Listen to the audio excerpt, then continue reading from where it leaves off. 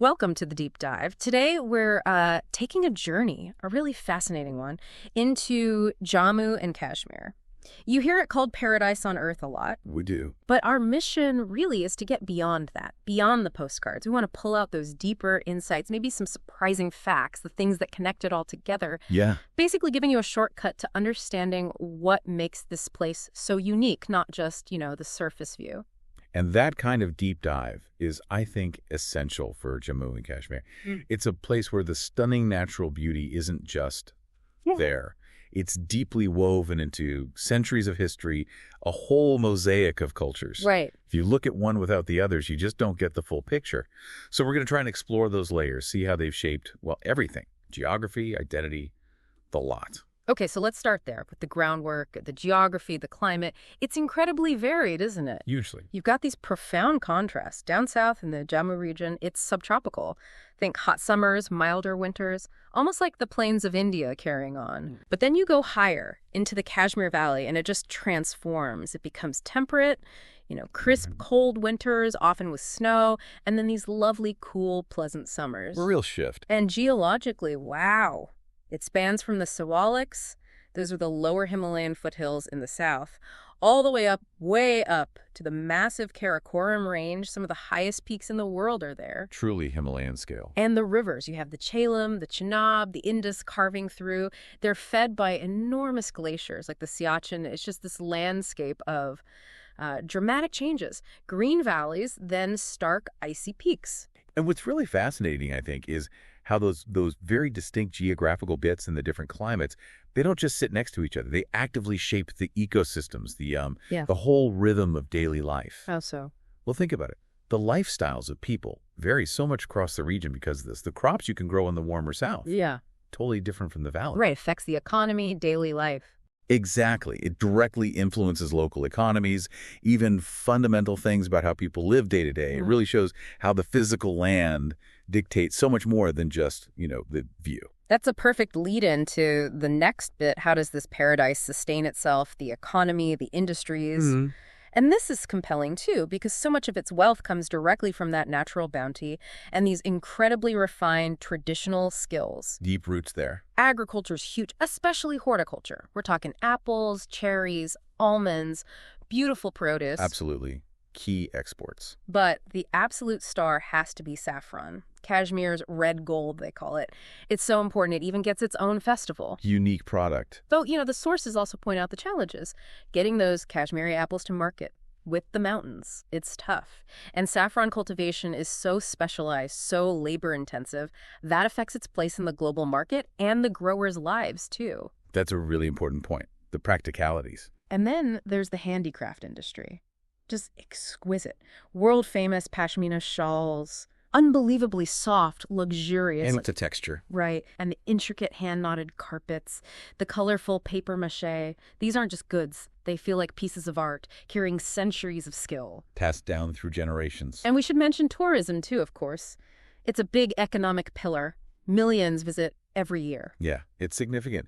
And if we look at the bigger picture here, these traditional industries, they're not just about money, are they? No, not at all. They're reflections, deep reflections of the region's heritage, its artistry, its unique identity. They're like tangible expressions of the people's connection to the land, their resilience. That's well put. And it makes you wonder, doesn't it? How do these incredibly specific, unique things like a hand-woven pashmina or saffron, how do they act as cultural ambassadors? How do they shape how the world sees and understands Jammu and Kashmir? They tell a story, way beyond just what they cost. That's a great point. Which brings us nicely to the people themselves, their culture, the festivals, the amazing food. Ah, yes, the culture. The people of Jammu and Kashmir are, as diverse and captivating as the land itself. You find this beautiful mix of Hindu, Buddhist, and Islamic traditions. It all contributes to this really rich cultural fabric. A true melting pot.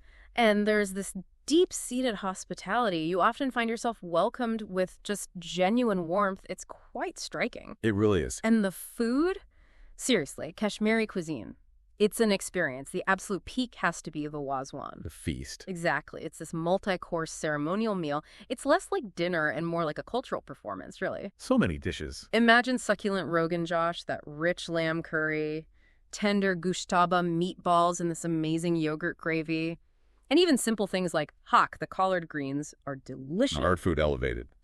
And you absolutely have to try the fragrant Kashmiri pulao and the traditional tea, kawa. It's brewed with saffron and cardamom, other spices. Just wonderful. Warming, aromatic. And the festivals, they're such a vibrant expression of this cultural richness. You've got the Tulip Festival in spring, imagine. A sea of color against the Zabarwan Mountains. Just spectacular. Visually stunning. Then there's Baisakhi, celebrating the harvest and the Sikh New Year. Eid celebrations bring communities together with joy and, well, more amazing food. Of course. And seeing the Saffron Festival, you really get immersed in the history and the preciousness of that spice. It's remarkable, isn't it, how deeply the culture, the food, the celebrations, how they're all tangled up with the landscape and the history. Completely intertwined. Like the Wazwan Feast, it's not just about eating. It's a key communal event. It strengthens social ties, keeps traditions alive across generations. It's vital. Mm-hmm. And the festivals, too, they show this profound link to the land, its seasons, its cycles. It's how identity gets celebrated, reinforced through shared experiences, shared stories. Okay, let's shift to the visual side then. Get your mental cameras ready. Wildlife tourism hotspots, famous places. Plenty to capture. Srinagar, the summer capital. You've got the iconic Dal Lake, those lovely wooden boats, the shikaras. It's just incredibly beautiful. Classic Kashmir. Imagine a quiet shikara ride at sunset. The reflections of the old Mughal gardens on the water. It's pure peace. Hard to beat that image. And beyond the lake, you head up to Gulmarg. Meadow of Flowers, apt name, world-class skiing in the winter. Definitely. Or just a gorgeous, refreshing walk in the summer meadows. And Pahalgam, another stunning valley. They call it mini Switzerland. And you can see why. Very picturesque. Yeah. Popular for filming, too, I believe. Yes, lots of Bollywood films shot there. And then there's the wildlife. You might spot some incredible animals. Dashigam National Park is really important for the Hangal, the Kashmir stag. It's quite rare. A conservation success story, hopefully. And if you're really, really lucky, up in the high altitudes, maybe around Hemis, you might just glimpse a snow leopard. Elusive creatures. The ghost of the mountains. And you've got ancient temples like Shankaracharya, perched high up with amazing views, or the quieter beauty of Usmarg. Everywhere you turn, there's something unique, something memorable. Which brings us to a really crucial point, actually, this delicate balance. Between tourism and preservation. Exactly. Yeah. How do you manage tourism in an environment that's so pristine, so naturally beautiful, and also culturally authentic without damaging it? It's a huge challenge. It is. It's not just about bringing people in. It's about making sure that the very act of visiting, of experiencing these places, doesn't harm what makes them special in the first place.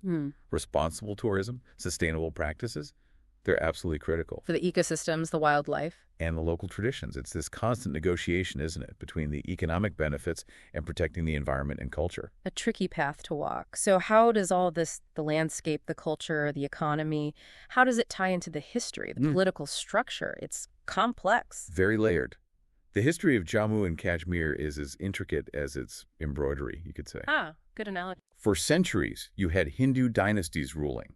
Then nearly 5 centuries of Muslim rule. Then in the 19th century, it briefly became part of the Sikh kingdom before the Dogra dynasty took over Jammu. A lot of shifts. Indeed.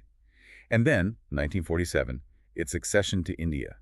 A really pivotal moment that shapes its modern identity. Here's a little historical nugget for you, the Mughal Road. That famous historic route connecting the Kashmir Valley to the plains. Yes, crucial route. It wasn't just a track that formed over time. It was actually built, engineered by Emperor Jahangir. Oh, interesting. Yeah, designed specifically to make trade and travel easier, faster. It really highlights how, even centuries ago, this region was seen as a vital crossroads. For culture, for commerce, it wasn't just remote beauty, it was strategically important. That really underscores its significance. And looking at the bigger picture again, this whole layered history, different rulers, major events, it all continues to profoundly influence the region today. Its identity, its cultural richness. Not just history and books. Not at all. It shows us history isn't just dates. It's a living story. You see it in the landscape, the architecture, and crucially, in the resilience, the adaptability of the people. Understanding those historical currents is absolutely key, I think, to grasping its complexity and its vibrancy today. Well, that brings our deep dive into Jammu and Kashmir towards its close. We've covered a lot of ground, from those majestic contrasting mountains and the warmth of the people. To the rich, layered history and that incredible food. It really is a jewel, no doubt about it. And we hope this exploration has maybe offered a more nuanced view, emphasizing how it all connects: the geography, the economy, the culture, the history. Understanding those links gives you a much richer appreciation, I feel. Absolutely. So here's something to think about as we finish. Consider how a place's nickname, like Paradise on Earth, it only really resonates, truly comes alive, when you start peeling back those layers, understanding the intricate details underneath. So, having unpacked some of the deep roots of Jammu and Kashmir today, how has that maybe shifted your own perception of it? Or perhaps of any other place you thought you knew well, something to mull over?